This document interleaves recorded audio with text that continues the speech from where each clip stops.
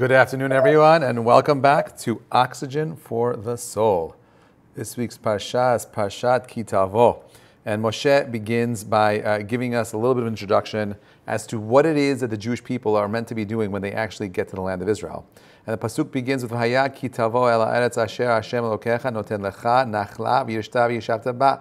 When you come into the land which the Lord, your God, gives to you for an inheritance, and you possess it and you settle it, this is what you got to do. You got to go ahead and take from Mikol Pri Adama, the first fruits of the earth, Asher Tavi Ma'atzecha, that you're going to bring from your land, Asher Hashem Lokecha Noten Lacha, Lach, so that God gives to you. V'samta Batne, you're going to go ahead and you're going to put into a basket. V'halachta el makom, you're going to go to the place that Shevcha Hashem Lokecha L'shachen Shemo Sham.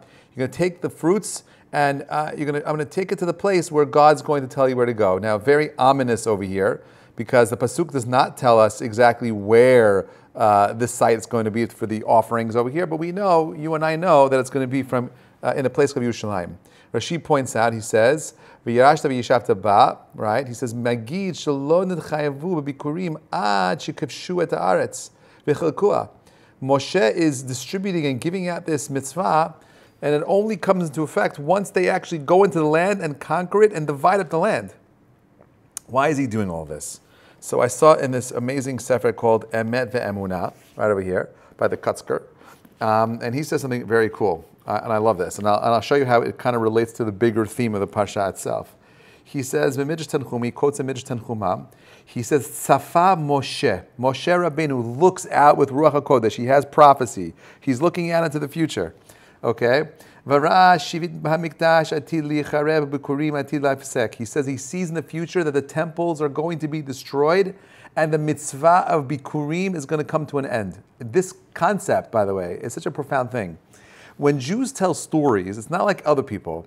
You're going to read a nice Greek story and it tells you a beginning, a middle, and an end. And at the end, they sail off into the sunset. Right? Over here, Moshe has a vision. He sees the construction of the temple, and that's where most stories would end. But then he sees the destruction of the temple. And his genius is like, you know what? I see this potential. This is horrible. I want the Bikurim to go ahead and last. So he says, you know what? He says, Amad v'hitkin le'Yisrael shiyum palim shalosh pamim b'chol yom. He said, you know what? We're going to lose the Mikdash. We're going to lose the power of bringing Bikurim, the power of the first fruits. And instead, I'm going to give them the power of Tefillah. And he instituted these 3 Tefillot. He's telling them that even though the Bikurim are going to end, my friends, don't worry about it. We're going to lose the Mikdash. Know that the Mikdash is not the Ikar. The Ikar is your Tefillah. Ki davar ikari eno nifsak. Something that is essential never ends. Al ken hitkin b'tfilah. Therefore, he established tefillah shehu mitzuyah b'chol ed. This mitzvah is there, and it's found every single time, everywhere. There's 2 lessons over here. There's many more than 2 lessons over here, but there's 2 things I want to point out for you. Okay, number 1, Moshe looks at not just the current situation he's in. He's using his ability to have foresight. Ezu chacham haroeh tenolad. The wise man sees how things are going to unfold. And therefore, when you're looking at the world, you're looking at markets, you're looking at whatever you're looking at, you want to see, okay, not right now. I want to see in 3 months from now, 6 months from now, and 1 year from now, how am I strategizing? Moshe's job is one thing. How do I keep the Jewish people engaged and connected to Borei Olam? How do I keep these people connected with Hashem in a way that is meaningful? Oh, their whole service is going to be about bringing special fruits into the temple? No, that's not it. So what's the process? Okay, so let's go back. You settle into the land, okay? You settle into the land, and now you are, you've cultivated it, you've divided it, you bring your first ripened fruit called Bikurim, okay? You go to the fruit tree. It's only, by the way, not all the fruits. It's specifically the Shiva Minim, the 7 species of fruits, which are wheat, barley, grape, figs, pomegranates, olives, and dates, date honey, okay? Those are the 7 special produce that is unique to the land of Israel. And when you see those things growing, the first fruit, you go over to the tree because you're inspecting, you're a farmer, you put a little ribbon on it and you say, this is going to be designated for Bikurim. Okay. You say the special tefillah, okay. And this is like a public declaration with the offering of the Bikurim. And it talks about the history of us going out of Egypt, right? The Pasuk continue tells us you got to say mitzvah taseh lehidvadot b'mikdash al Bikurim. There's a positive commandment to confess in the Beit Mikdash when a person brings them. That's what the Rambam says. And therefore, we're making this declaration that God took us out of Egypt, He brought us into this land, and now we are so grateful for having this Bikurim. Now, when beginning to unfold this mitzvah Bikurim, the Torah says, when you have set aside a 10th part of your fruit, in the 3rd year of your maaserot, your tithe, right? You have to take that and give it to the Levi, to the stranger, the ger, and to the orphan, the widow, so that they can eat also in your settlements. So when we're starting up our society, Moshe says, I don't want you just to think about you receiving your money. I want to think about how you're going to distribute your money. I want you to think about how you're going to care for those people that are needy. Why? Because, my friends, that's how you and I become godly. When we stop thinking about ourselves only, and we start thinking more expansively, more broadly about the people around us, the people in our community, in our synagogue, on the Upper East Side, and then on the Upper West Side, and then in Midtown, and then in Brooklyn and New Jersey, and so on and so forth. That's how we become godly. But listen to what the Torah is asking us. He says we do something called vidui ma'asrot, a confession of tithing, a confession of ma'aser. Okay, now this is not a vidui like you and I are saying slichot right now, not that kind of confession. This is a different kind of confession. This is a confession where you and I are coming from a place of simcha. We're saying joyfully, Hashem, thank you so much. I haven't done anything yet. We're not mourning over here. I took my mitzvah very seriously, and I'm so proud that I'm able to bring these fruits. I want you to be able to appreciate the fact that God, I am taking care of your kids. I am taking care of the stranger, the Levi, the orphan, the widow. I'm taking care of those people that need it. Now, the question is like this: why is this called a confession? This is what you got to do. You go to the Mikdash, right? But the Torah is telling us something profound here about the difference between confessions of sins and a confession of what I would call a righteousness, a confession of gratitude, a confession of joy. Bikurim is a confession of gratitude. It's about feeling a sense of simcha. Okay? The text of the Maaser is a confession of greatness.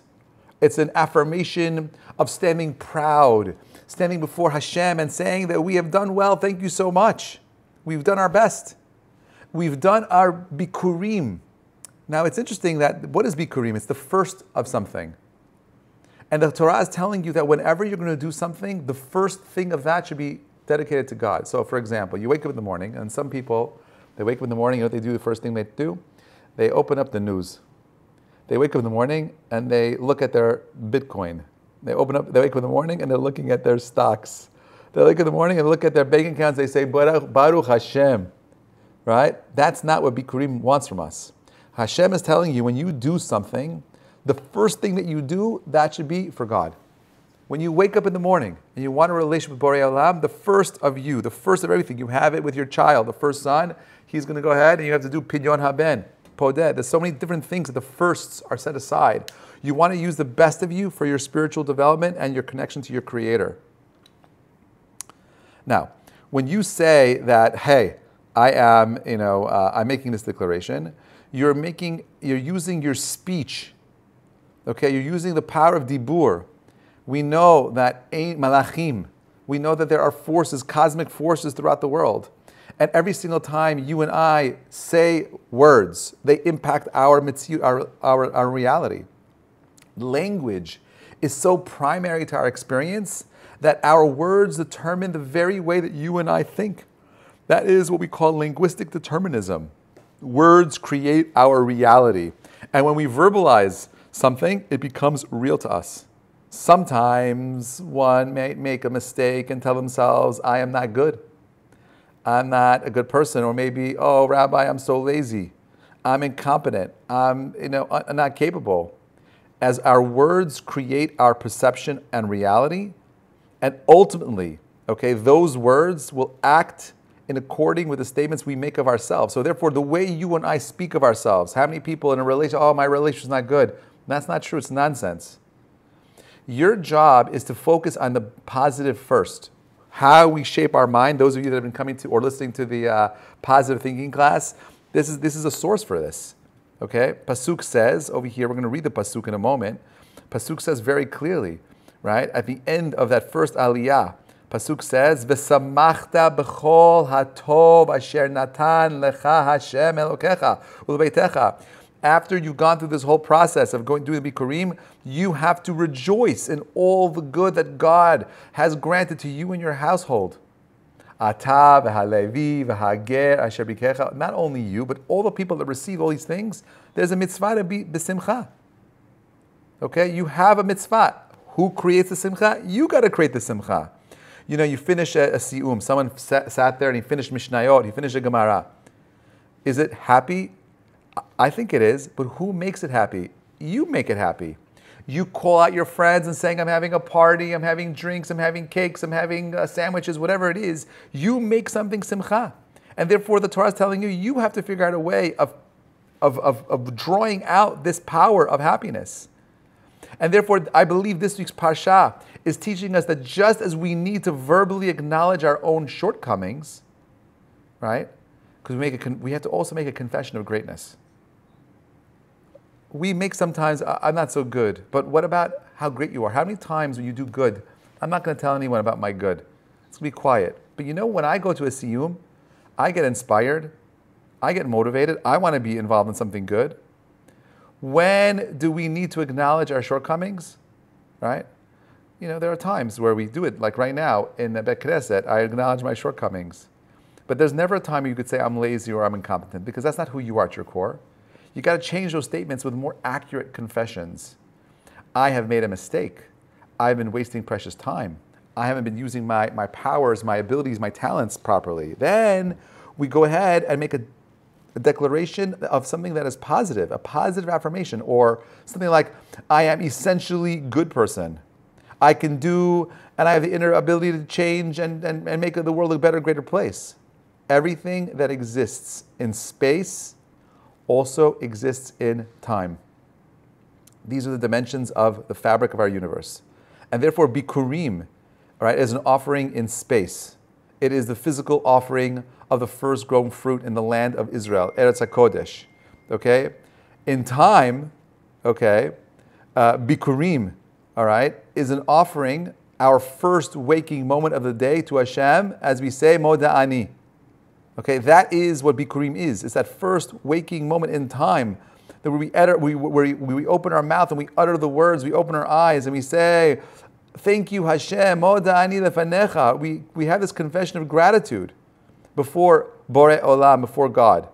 Okay, and then once we do that, we say, wow, I'm so grateful for everything you've done. Emudcha, I have this deep emunah for everything you do. Following the confession of the thanksgiving, the Torah talks about confession of greatness. Okay, we have these two different confessions that are going on over here, and then we have this expression of gratitude for the new day, for this confession of declaring Hashem, right, the soul that you have given me, Elokai neshama tahora hi. That is also another confession we say in the morning, right? We do this all the time. We need to speak about our accomplishments, at least to ourselves, and if not to your closest friends. And we have to go ahead and continually declare our greatness, the fact that you and I are literally a part of this awesome story, a part of the one above. Literally, you and I are part of this amazing story. We don't speak enough about it. We're too shy. It's okay to declare the great things that you have done. And this parsha is a reminder of that. You want to find yourself motivated, you want to find yourself energized, you want to find yourself in a place where you're b'simcha. Remind yourself of all the good that you have in this world. Remind yourself and inspire the people around you to be involved in that good. Let them become your partners. Let them join in everything that you're doing. That is what this mitzvah Bikurim is about. It's not just about giving the first of your fruits. It's about giving the best of yourself. And when you find yourself in a position where you're giving the best of you, in every area of your life, when you give the best of yourself, you find success in everything else. It's when we don't give the best of ourselves. It's when we give the old fruit. It's when we give the second part of myself. When we don't invest 100% of ourselves into the things that we do, you don't find simcha, you don't find beracha. But when we do, Hashem is ready and willing and able to give you the shefa. When does this whole process of Bikurim happen? It usually happens from the spring until the fall, when your bank accounts are filled with fruit and money. And in that space where there's a swell in everything that you have, you pause and you say, thank you, Hashem. May this declaration of happiness, of simcha, of gratitude that you and I make for ourselves this week, okay? May that bring the zchut of the release of our hostages, the beginning of the end of this ridiculously silly war that's going on, the end of all war, when we bring Mashiach so we can really build a Beit Mikdash and stand together and bringing our Bikurim and making those confessions of greatness, those confessions of gratitude and simcha together b'yachad. Wishing you all a Shabbat Shalom. Thank you so much for listening. Have a great day, everybody.